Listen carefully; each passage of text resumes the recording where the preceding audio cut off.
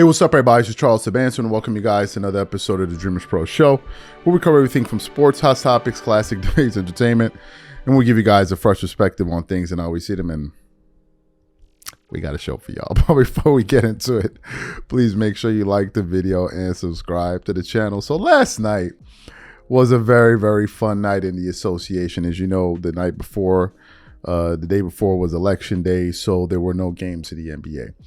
But yesterday, the NBA resumed its games. And actually, there were two games that came on pretty close to the same time. The first game was between the Golden State Warriors and the Boston Celtics. So I was watching that game, but there was also the Lakers-Memphis game, which I was very, very interested in. Now, going into that game, the Lakers were on a one-game losing streak, right? They weren't doing pretty well. They weren't doing very well on the road. As a matter of fact, they'd only won one road game this season. They started off extremely hot at home, winning their first three games at home, and now they've been on the road. They beat the Toronto Raptors, but they ended up losing to the Detroit Pistons, and I can't remember the other team that they beat. So going into yesterday's game, we got the news that Anthony Davis wasn't going to be available, and some people were like, "Oh man, AD ain't gonna be there, man. Oh. I ain't watching the game, and da-da-da. It's unfair. It's unfair. It's unfair." Forgetting the fact that the Memphis Grizzlies were without their best perimeter defender, Marcus Smart, Defensive Player of the Year. Desmond Baines wasn't even playing as well, right? But Ja Morant was going to be playing. But you could see dudes was already building in the excuses. So I was watching the game. And if you know anything about a Ja Morant game, there's going to be a lot of disrespect. There's going to be a lot of competitiveness going on.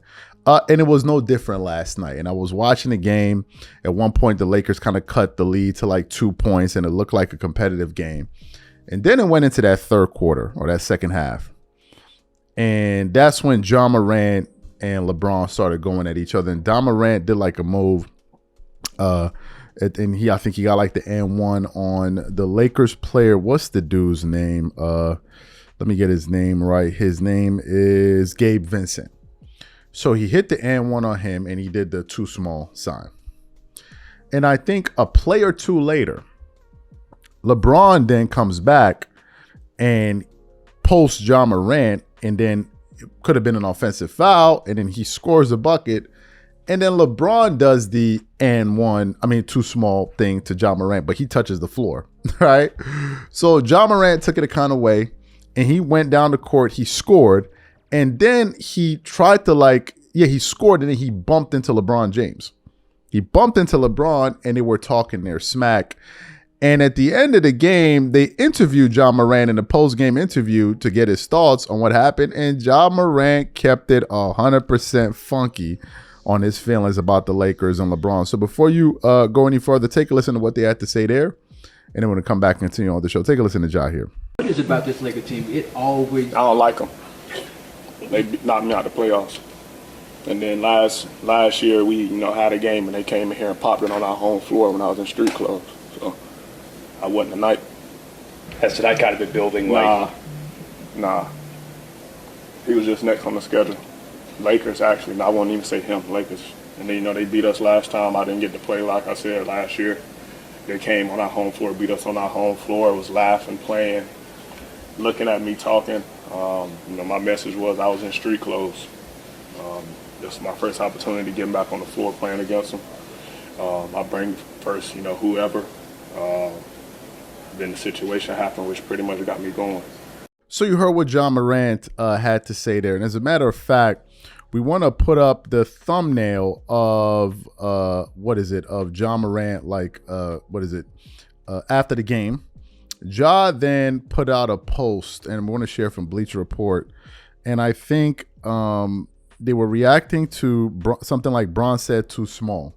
And we're going to put it up for you guys here. And then you can see Ja Morant putting up the L sign, like you lost and all of that. And people were reacting to it and all of that. And then he said, I don't like them and this and this and this and this and that. What are my thoughts on this?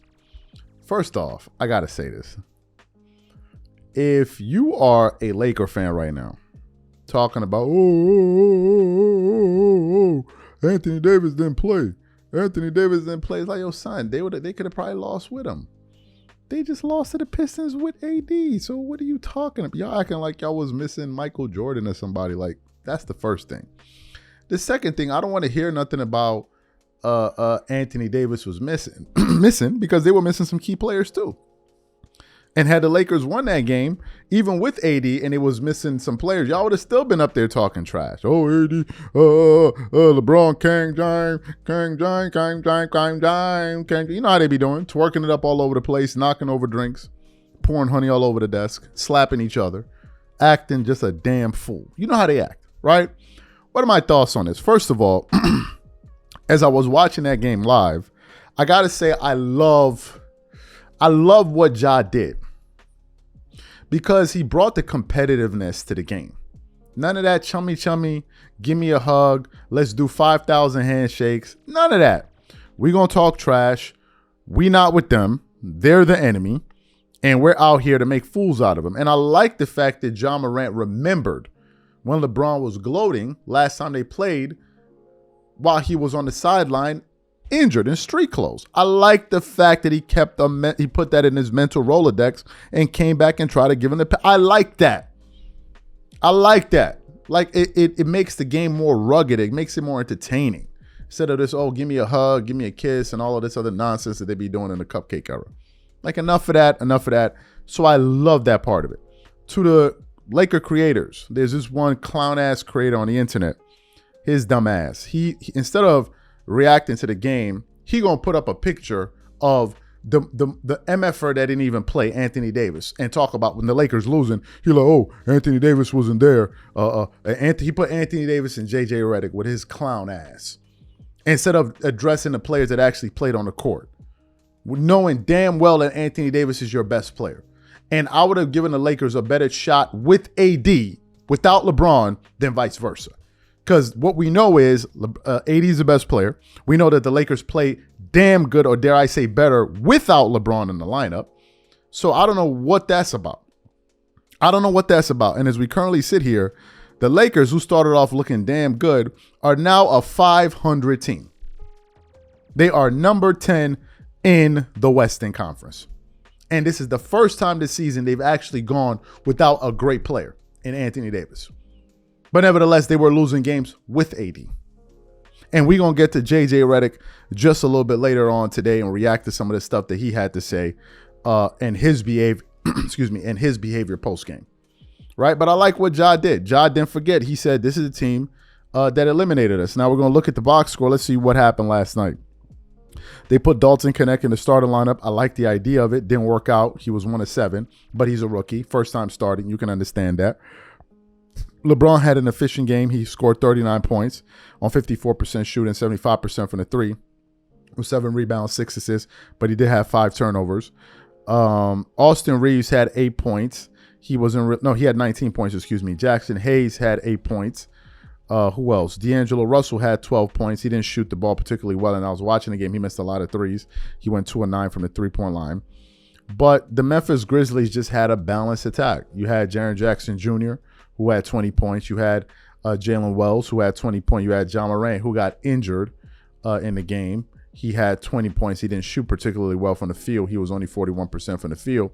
But they had 1, 2, 3, 4, 5, 6, 7 players in double figures to the Lakers. 1, 2, 3, 4 players in double figures. In terms of a free throw advantage, it was pretty even. Actually, the Memphis Grizzlies attempted more free throws. 3-pointers, the Lakers attempted 48 3-pointers, so they attempted a lot of threes. I think another thing worth paying attention to is that the Memphis Grizzlies played horribly. They turned over the ball. If I'm just looking at turnovers here, they had 18 turnovers to the Lakers 18.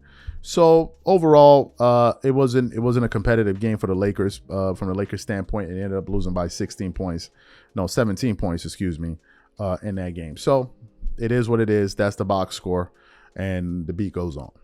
Literally, the beat downs. Catch you on the next show. Peace.